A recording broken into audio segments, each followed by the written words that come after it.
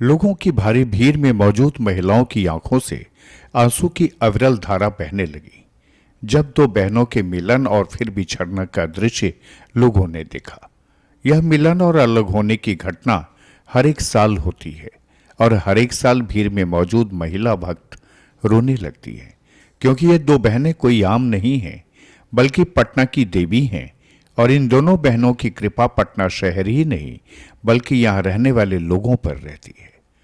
साल में नवरात्र के मौके पर दोनों बहनों का आगमन अपनी जगहों पर होता है और दशहरे के दिन दोनों बहन जब विदा होती हैं तो इनका मिलन पटना के गंगा के भद्र घाट पर होता है और इन दोनों बहनों के मिलन और उनके बीच सदियों से चली आ रही परंपरा खोइंचा मिलन को देखने हजारों श्रद्धालु मौजूद रहते हैं।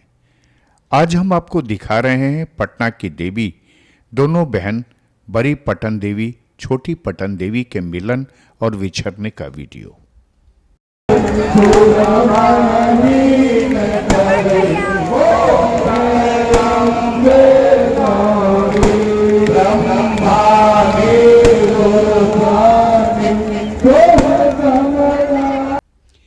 धार्मिक ग्रंथों के मुताबिक 51वें शक्तिपीठों में नगर रक्षिका के रूप में छोटी पटन देवी की पूजा आदिकाल से होती रही है। दुर्गा पूजा के दौरान राज्य के कोने कोने से श्रद्धालु मां पटन देवी की पूजा अर्चना करने परिजनों के साथ पहुंचते हैं। यहां होने वाली आरती में श्रद्धालु शामिल होना नहीं भूलते। सिद्ध शक्तिपीठ श्री छोटी पटन देवी मंदिर की कहानी यह है कि दक्ष प्रजापति की पुत्री सती अपने ही प्रतियज्ञ में पति के अपमान को सहन न करते हुए उसी यज्ञ में वेदी पर कूदकर अपनी जीवन लीला समाप्त कर ली थी। भगवान शिव को उतना क्षोभ अपने अपमान से नहीं हुआ, उससे ज्यादा सती के मरने से हुआ था। भगवान शिव ने सती के शरीर को कंधे पर उठाकर तांडव शुरू कर दिया।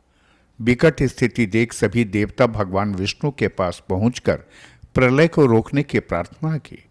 देवताओं के अनुरोध पर भगवान विष्णु ने सुदर्शन चक्र से सती के शरीर को खंडित कर दिया। ऐसे में सती के पार्थिव शरीर के जितने खंड हुए उतने स्थानों पर शक्तिपीठ स्थापित हो गई। पटना के अशोक राजपथ पर सिटी कोर्ट के निकट विजयादशमी के दिन बड़ी देवी जी मारूफगंज और महाराजगंज की देवी जी के बीच खोइछा मिलन समारोह होता है। बुजुर्गों की माने तो यह परंपरा वर्षों से चली आ रही है। इस अद्भुत दृश्य को देखने हजारों लोगों की भीड़ जुटती है। ऐसी मान्यता है कि मारूफगंज की बड़ी देवी जी बड़ी बहन और महाराजगंज की देवी जी उनकी छोटी बहन है। मान्यता के अनुसार विजयादशमी के दिन दोनों बहनों के बीच सिटी कोर्ट के पास मिलन होता है। उसके बाद दोनों पुजारियों की ओर से धार्मिक विधि विधान से दोनों बहनों के खोइछा की अदला बदली की जाती है। खोइछा अदला बदली के बाद मां दुर्गे की भव्य आरती होती है। इसके बाद विसर्जन के लिए दोनों प्रतिमा को भद्र घाट की ओर ले जाया जाता है। खोइछा मिलन के इस अद्भुत दृश्य को देखने के लिए होड़ रहती है। इस दृश्य को देखकर लोगों की आंखें नम हो जाती हैं। इस बार बेटी की विदाई जैसे माहौल के बीच दोनों बहनों का खोइछा मिलन शेख बिचौर का चौराहा के पास आयोजित की गई थी।